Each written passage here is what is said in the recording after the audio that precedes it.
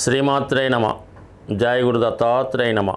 ఈ వీడియోలో మనం 2025వ సంవత్సరం జూన్ నెల మాస ఫలితాలు తెలుసుకునే ప్రయత్నం చేద్దాం.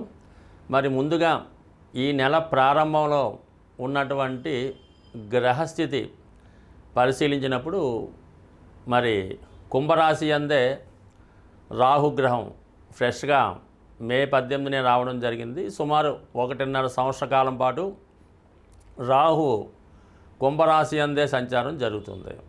ఇక మేషరాశిలో షష్టగ్రహ కూటమి విడిపోయి సింగిల్గా శని భగవానుడు ఒక్కడే మీనరాశిలో సంచరించడం జరుగుతుంది.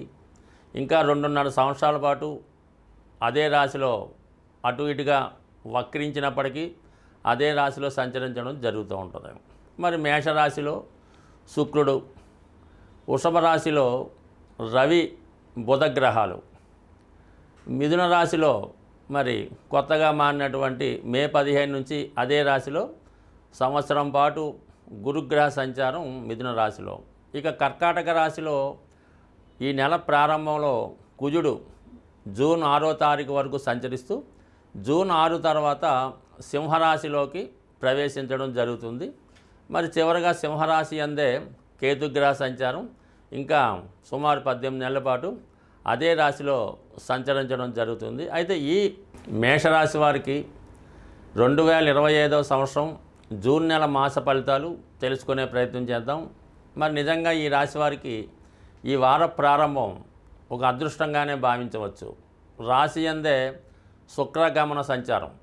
ఏదైనా ఒక రాశిలో శుభగ్రహం సంచరిస్తున్నప్పుడు ఆ రాశి వారికి శుభ ఫలితాలు రావడం జరుగుతూ ఉంటుంది. మరి శుక్రుడు రాశి యందు ఉండడం వలన ముఖ్యంగా ఈ రాశిలో ఉన్నటువంటి వారికి చాలా సంతోషకరమైనటువంటి వాతావరణం ఏర్పడుతుంది. మీ యొక్క జీవన విధానంలోనూ మీరు ధరించే వస్త్రాలు నగల విషయంలో చాలా మోడర్న్గా ఇంప్రూవ్మెంట్గా చాలా ఆకర్షణీయంగా కనబడడం జరుగుతుంటుంది. ఇది ముఖ్యంగా ఈ రాశిలో ఉన్నటువంటి స్త్రీలకి విశేషమైనటువంటి అలంకరణ వస్తువులు ప్రాప్తిస్తాయి. అలాగే వివాహానికి అనుకూలంగా ఉన్నవారు అంటే వివాహ టైం నడుస్తున్న వారికి ఈ సమయంలో మీకు ఏదైనా పెళ్లి చూపులు లాంటివి ఏర్పాటు చేసినా కంపల్సరిగా అవతల వారికి నచ్చి మీకు ఎంబటనే వివాహం కుదరడం కూడా జరుగుతుంది. మొత్తం మీద శుక్రుడు మీకు ఏదో ఒక శుభవార్త ఈ నెలలో రావడం జరుగుతుంటుంది. ముఖ్యంగా శుక్రుడు వివాహకారకుడు, సప్తమాధిపతిగా రాశి అందే సంచారం వల్ల భార్యాభర్తల మధ్య అనురాగం పెరుగుతుంది. కొత్త వారితో పరిచయాలు ఏర్పడతాయి. జీవితం ఏదో ఒక సంతోషకరమైనటువంటి వార్త వినడం, విహారయాత్రలు వినోదయాత్రలు కంపల్సరీగా పాల్గొనడం జరుగుతుంటుంది. వ్యక్తిగతంగా మీకు వివాహం జరగడం కానీ లేదా మీ కుటుంబంలో ఒకరికి లేదా మీరు ఏదో ఒక వివాహ కార్యక్రమంలో ఈ జూన్ నెలలో కంపల్సరీగా పాల్గొనడం జరుగుతూ ఉంటుంది. ఇక ముఖ్యంగా ధనస్థానంలో ఏర్పడినటువంటి బుధాదిత్య యోగం ఇది విద్యార్థులకి చాలా అనుకూలమైనటువంటి పరిస్థితి ఏర్పడుతుంది. మీరు ఒక ఇంటర్వ్యూకి వెళ్ళినా ఒక కాలేజీలో సీటు కొరకు వెళ్ళినా 100% మంచి కాలేజీలో సీట్ లభిస్తుంది. మీ వాక్కుకి మీ వాటకి విలువ పెరుగుతుంది. ప్రభుత్వ సహకారం పెరుగుతుంది. మీ కుటుంబంలో ఒకరికి ప్రభుత్వ ఉద్యోగం రావడం కానీ ప్రభుత్వం ద్వారా ఏదైనా పదవి రావడం కానీ జరుగుతుంది. విద్యార్థులకి ఏదైనా స్కాలర్షిప్ లాంటిది కావాల్సి ఉంటే ఈ సమయంలో మీకు ఏదైనా స్కాలర్షిప్ లాంటిది రావడం జరుగుతూ ఉంటుంది. అయితే చిన్న చిన్న సంఘర్షణలు, ఆర్థికపరమైన విషయాల్లో కుటుంబ సభ్యుల మధ్య మనస్పర్ధలు కొంతవరకు ఏర్పడే అవకాశం ఉంది. బట్ ఏదైనా చిన్న చిన్న సమస్యలను పెద్దదిగా చేసుకోకుండా సామరస్యంగా పరిష్కరించుకుంటే మంచిది.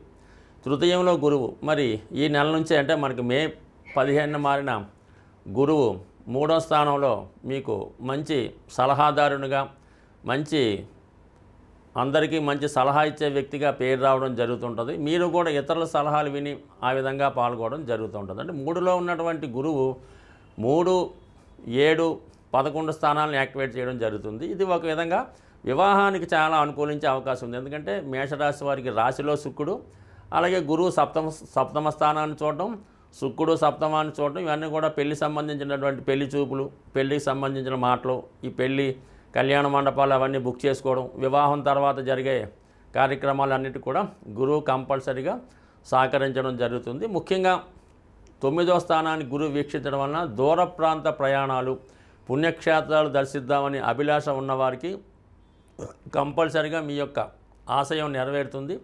మీరు స్వయంగా మీ యొక్క సంతానాన్ని కలుసుకోవడం కానీ, లేదంటే మీ పిల్లలు పెద్దవాడిని కలుసుకోవడానికి కానీ, మొత్తం మీద కంపల్సరిగా ఈ సమయంలో ఒక దూర ప్రాంత ప్రయాణాలు చేయడం జరుగుతుంటుంది. ఇక మనం చివరగా రాస్యాధిపతి కుజుడు ప్రస్తుతం చతుర్థ స్థానంలో సంచరిస్తూ కేవలం 5 రోజులు మాత్రమే ఏర్పడినటువంటి ఈ చంద్రమంగళ యోగ ప్రభావం వల్ల మీరు ఏదైనా ఒక స్థిరాస్తి అమ్మే ప్రయత్నం 100% నెరవేరే అవకాశం ఉంది. ఈ సందర్భంలో మీరు కుటుంబ సమేతంగా ఏదైనా పుణ్యక్షేత్రం దర్శించడం కానీ, కొత్త గృహంలోకి మారడం కానీ, లేదంటే మొత్తం కుటుంబం అంతా కూడా మైగ్రేట్ అయి వేరే ప్రాంతానికి మారడానికి జరుగుతుంది. అంటే స్థల మార్పు, అలాగే గృహ మార్పు లాంటివి జరిగే అవకాశం ఉంది. కంపల్సరిగా ఒక చోట ఉన్నటువంటి స్థిరాస్తి అమ్మి వేరే చోట కొనడానికి కూడా ఇది చాలా వరకు అవకాశం ఉంది. ఈ సమయంలో మీరు ఏదైనా కొత్తగా వ్యాపారం ప్రారంభించడానికి కూడా ఈ చంద్రమంగళ యోగం మీకు సహకరించే అవకాశం ఉంది. అయితే జూన్ 6వ తారీఖు తర్వాత కుజుడు సింహరాశిలోకి ప్రవేశిస్తాడు. ఇది ఒక విధంగా 5వ స్థానంలోకి ప్రవేశించడం అన్నది మీలో ఉన్నటువంటి విద్వత్తుకి, మీలో ఉన్నటువంటి టాలెంట్కి తగిన గుర్తింపు రావడం జరుగుతూ ఉంటుంది. అలాగే మీ యొక్క సంతానం యొక్క అభివృద్ధి మీకు చాలా వరకు సంతోషాన్ని కలిగిస్తూ ఉంటుంది. ఎవరైతే క్రీడారంగంలో, పోలీస్ డిపార్ట్మెంట్లో ఉన్నారో, నూతన ఉద్యోగాన్ని కొరకు ఎవరైతే ప్రయత్నం చేస్తున్నారో వారికి ఈ సమయం చాలా అనుకూలంగా ఉంటుంది. మీలో ఉన్నటువంటి టాలెంట్కి తగిన గుర్తింపు రావడం జరుగుతుంది. కొంతమంది ఇదే సమయంలో మనకి జూన్ 5, 6 కదా ఉద్యోగం మారడానికి కూడా ఈ గ్రహస్థితి అనుకూలించే అవకాశం ఉన్నది. ఇక కామన్గా మీకు జరుగుతున్నటువంటి ఏలినాటి శని ఖర్చులు కొంత అదుపులో పెట్టుకోవాలి. ప్రతిదానికి కూడా 10 రూపాయలు ఇక్కడ 100 రూపాయలు ఖర్చు అవుతుంటుంది. కంపల్సరీగా ఫైనాన్స్ ప్లాన్కి తప్పనిసరిగా వేసుకోవాలి. అయితే రాహు 11లో ఉండడం వల్ల మీకు రుణం అప్పు సులభంగా దొరుకుతూ ఉంటుంది. అడిగిన వెంటనే మిత్రులు కానీ, బంధువులు కానీ ధన సహాయం చేయడానికి రెడీగా ఉంటారు. అయితే వస్తుంది కదా అని అప్పు చేస్తే మాత్రం అది తర్వాత తీర్చడం కష్టమవుతుంది. అన్ని సమస్యలకి మూలం ధనం.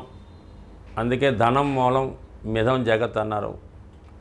ధనం ఖర్చు పెట్టడం అన్నది చాలా సులభం, సంపాదించడం అన్నది చాలా కష్టం. అయితే ఈ ధనం సంపాదించడానికి ఒక సులువైనటువంటి మార్గాన్ని తెలియజేయడం జరుగుతూ ఉంటుంది. అది మీకు ఈ నెల ఫలితాల్లో ఈ అద్భుతమైనటువంటి ధనయోగాన్ని కలిగించే రెమెడీ మీకు చెప్పడం జరుగుతూ ఉంటుంది. ఇది కొంతవరకు మీరు చేయవలసిందల్లా ధనానికి అధిదేవత అయినటువంటి లక్ష్మీ అమ్మవారికి ఇష్టమైనటువంటి రోజు శుక్రవారం. ఈ శుక్రవారం రోజు మీరు ఏం చేయాలంటే ఒక మట్టితో తయారు చేసినటువంటి ఒక జాడీ అనొచ్చు, డబ్బులు దాచుకునే డిబ్బీ కూడా అనొచ్చు. పూర్వకాలం మట్టితోనే తయారు చేస్తూ ఉండేవి ధనం దాచుకునేవి. అందుకని ఈరోజు కూడా పాత ఇళ్ళై పడగొట్టినప్పుడు తవ్వినప్పుడు దొరుకుతూ ఉంటాయి కొంతమందికి. అటువంటి మట్టితో తయారు చేసినటువంటి డిబ్బీ ఒకటి తీసుకోండి శుక్రవారం రోజు. దాన్ని శుభ్రంగా మంచినీళ్ళతో శుభ్రం కడిగేసి పసుపుతో దాన్ని రాసి ఒక మూల పెట్టుకొని ప్రతి శుక్రవారం కూడా 6వ సంఖ్య వచ్చేలాగా ధనం అందులో వేయాలి. 6 రూపాయల, 60 రూపాయల, 600, మీకు ఇంకా ఓపుకుంటే 6000 అన్నది ప్రతి శుక్రవారం అందులో డ్రాప్ చేయవలసి ఉంటుంది. అందులో వేయాలన్నమాట. పక్కన పెట్టాలి. అది దేవుని దగ్గర పెట్టడం, నమస్కారం పెట్టడం. అయితే ఈ శుక్రవారం రోజు మిగతా డబ్బులు మీరేమీ కూడా ఖర్చు పెట్టకూడదు. ఇందులో వేసిన 6 రూపాయలు మాత్రమే అందులో వేయాలి. మిగతాదంతా కూడా ఆ రోజు ఏ ఒక్క రూపాయి కూడా మీ ఇంటి నుంచి బయటికి వెళ్ళకూడదు. అలాగని ఫోన్పేలు, గూగుల్ పేలు చేయకూడదు. ఆ నియమం మీరు పాటించి ఈ శుక్రవారం మనీ వెళ్లకుండా ఉంటూ ప్రతి శుక్రవారం వీలైతే ఇంక పెంచుకుంటూ వెళ్ళిపోండి. దాని తర్వాత ఒక సంవత్సరానికో ఎంతో దాన్ని ఓపెన్ చేసి దాంతో ఏదన్నా ఈ వరలక్ష్మి వ్రతంగా ఎప్పుడైనా తీసుకోవచ్చు. గోల్డ్ ఏదైనా కొని అది అమ్మవారి పూజకి ఉపయోగపడేలాగా, ఇది బంగారు పుష్పాలు, ఓ బంగారం కిరీటమో, లేదంటే బంగారంతో చేసినటువంటిది ఏదైనా ప్లేటు ప్రసాదం పెట్టడానికో గ్లాసో కొని అమ్మవారి దగ్గరే పెడతా ఉండండి. ఇలా మీరు చేసుకుంటూ పోతే మీరు 6 రూపాయలతో సేవింగ్ మొదలెడితే అది మీరు వారానికి 6 లక్షల దాకా తీసుకెళ్ళినా కూడా మీరు ఆశ్చర్యపడక్కర్లేదు, అవుతుంది. దాంతో మీరు చేయవలసిందల్లా ఈ గోల్డ్ కొని ఇది అమ్మవారికి ఏదో వస్తువు కొని పెట్టడం.